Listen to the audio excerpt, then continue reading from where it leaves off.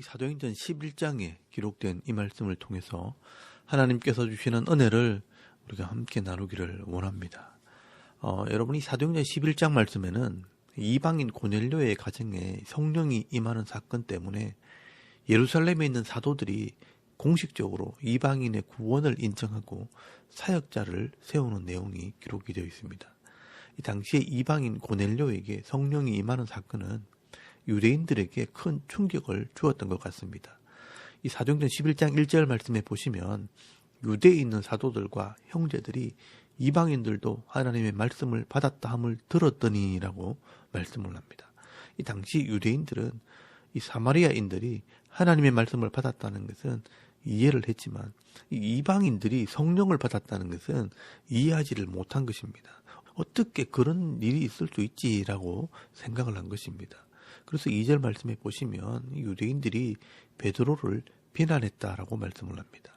2절 말씀에 이 베드로가 예루살렘에 올라갔을 때 할례자들이 비난하여 이르되 네가 무할례자의 집에 들어가 함께 먹었다 하니라고 말씀을 합니다. 왜 이 구별된 하나님의 백성이 이 부정한 이방인의 집에서 유속을 하고 함께 음식을 먹었느냐라고 비난을 한 것입니다. 그때 이 베드로가 이 자초지정을 설명을 하게 됩니다. 사실은 내가 임의로 그렇게 하는 것이 아니라 하나님께서 나를 그렇게 하도록 인도하셨다는 것을 설명하기 시작합니다.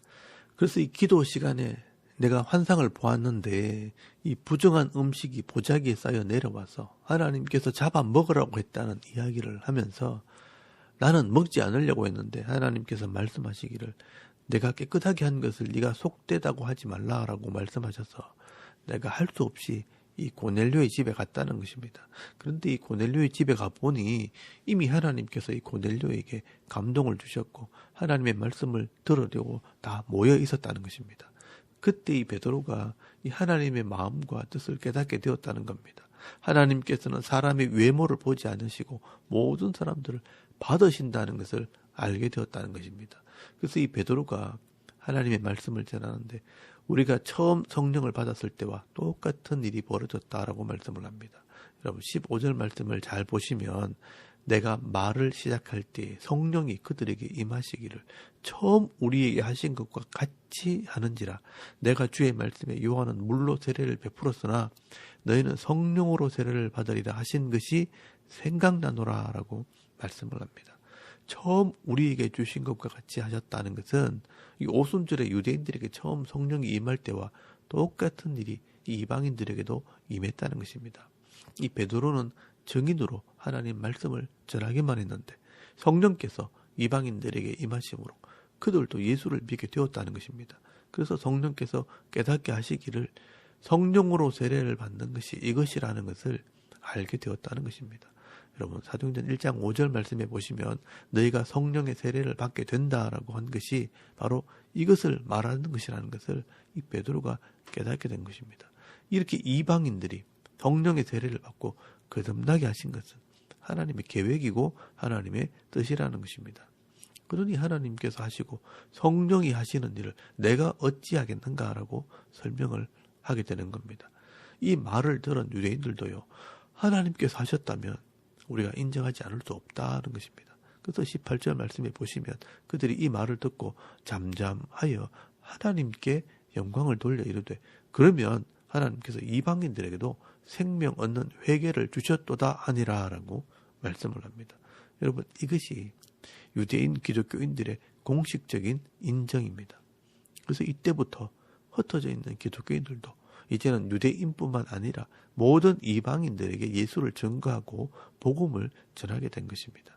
여러분 19절에서 20절까지 말씀해 보시면 그때 이 스데반의 일로 일어난 환란으로 말미암아 흩어진 자들이 베니게와 구브로와 안디옥까지 이르러 유대인에게만 말씀을 전하는데 그 중에 구브로와 구레네 몇 사람이 안디옥에 이르러 헬라인에게도 말하여 주 예수를 전파하니라고 말씀을 합니다. 이렇게 흩어져 있는 유대인 기독교인들이 처음에는 유대인들에게만 복음을 전하다가 이 헬라인들 이방 사람에게도 복음을 전할 때 많은 사람들이 예수를 믿게 되었습니다. 그래서 21절 말씀해 보시면 수많은 사람들이 믿고 주께로 돌아오더라라고 말씀을 합니다. 이때부터 공식적으로 이방인들이 예수를 믿게 되는 일이 일어나게 된 것입니다. 그리고 이렇게 흩어져 있는 이방인들의 사역지 중에 제일 중심이 된 지역이 바로 안디옥이라는 도시입니다. 이 안디옥에 특히 많은 기독교인들이 생기게 될 때 예루살렘 교회에서 일꾼을 파송하게 됩니다. 여러분 22절 말씀에 보시면 예루살렘 교회가 이 사람의 소문을 듣고 바나바를 안디옥까지 보내니라고 말씀을 합니다. 이 안디옥이라는 곳에 많은 기독교인들이 생기게 될 때 이 사람들에게 이 말씀을 가르칠 사람이 필요했기 때문에 예루살렘에 있는 사도들이 성품이 부드러운 바나바를 지도자로 보낸 것입니다. 그래서 이 바나바가 하나님이 하시는 일을 보고 즐겁게 헌신을 하게 됩니다. 여러분 22절 말씀에 보시면 그가 이르되 하나님의 은혜를 보고 기뻐하여 모든 사람에게 굳건한 마음으로 주와 함께 머물러 있으라 권하니라고 말씀을 합니다. 예수를 믿는 것으로 끝나는 것이 아니라 이 예수님께 붙어 있도록 권하다, 가르치고 훈계했다라고 말씀을 합니다. 이 성령을 통해 예수를 믿은 사람들에게 가르쳤다면 무엇을 가르쳤겠습니까? 구약 성경을 가르쳤다는 것입니다. 이방인들이 회개하고 예수를 믿었지만 성경을 배운 적이 없기 때문에 쉽게 변질이 되는 것입니다. 그런데 이 성경을 가르치게 될 때 구약의 말씀을 통해 하나님의 마음을 깨닫게 되고 이 말씀대로 순종하게 될 때 삶이 변화되는 은혜를 경험하게 되는 것입니다. 여러분 이 바나바라는 사람은요 24절 말씀에 말씀하는 것처럼 착한 사람이요 성령과 믿음이 충만한 사람이라. 이 바나바가 좋은 성품을 가지고 이 하나님 말씀을 가르치게 될 때 큰 무리가 주께 더하여졌다라고 말씀을 합니다. 이 예루살렘 교회에서도 이 사도들이 말씀과 기도에 전무하게 될 때 더 큰 무리가 돌아온 것처럼 이 바나바가 이방인들에게 하나님의 말씀을 가르칠 때 더 많은 사람들이 예수를 믿게 된 것입니다. 그리고 나중에는요, 이 바나바 혼자서 감당하지 못할 정도로 사람들이 많아지게 될 때 이 바나바는 다소에 가서 사울을 사역자로 초청을 했다라고 말씀을 합니다. 그래서 이 사울은 이때부터 안디옥에서 공식적인 사역자로서의 사역을 시작하게 됩니다. 이 사울은 하나님 말씀과 율법에 능한 학자였기 때문에 더 확실하게 이 말씀을 가르쳤을 것입니다.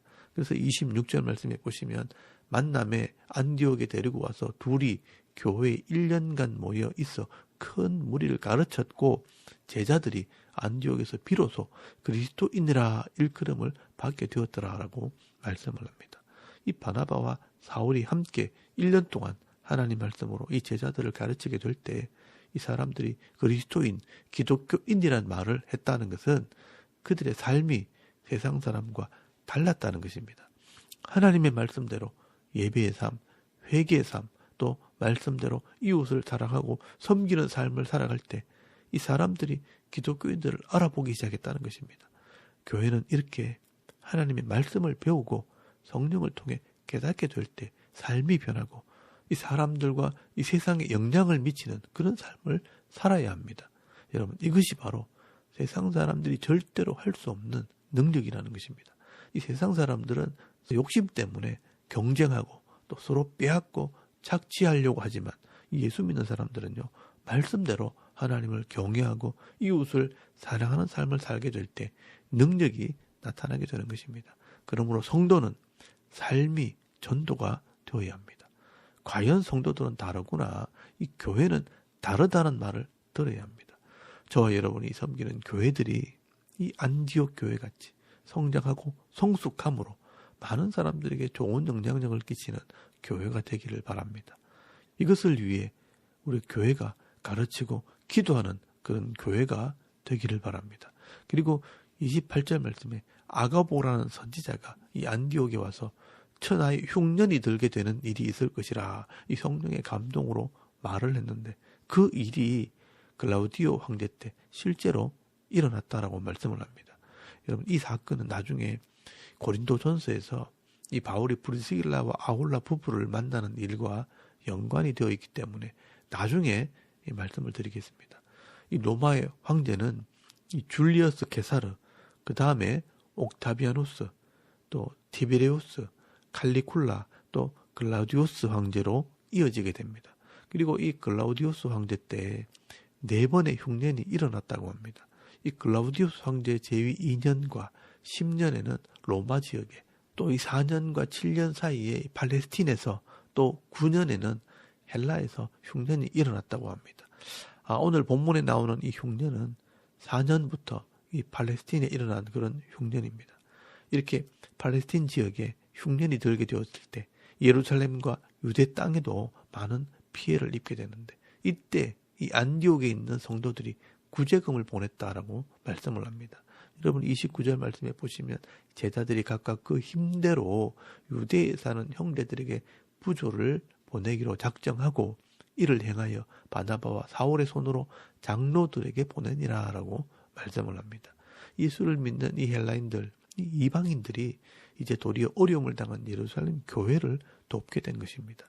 개척된 교회들이 본 교회를 돕고 교회가 하나 된 것입니다.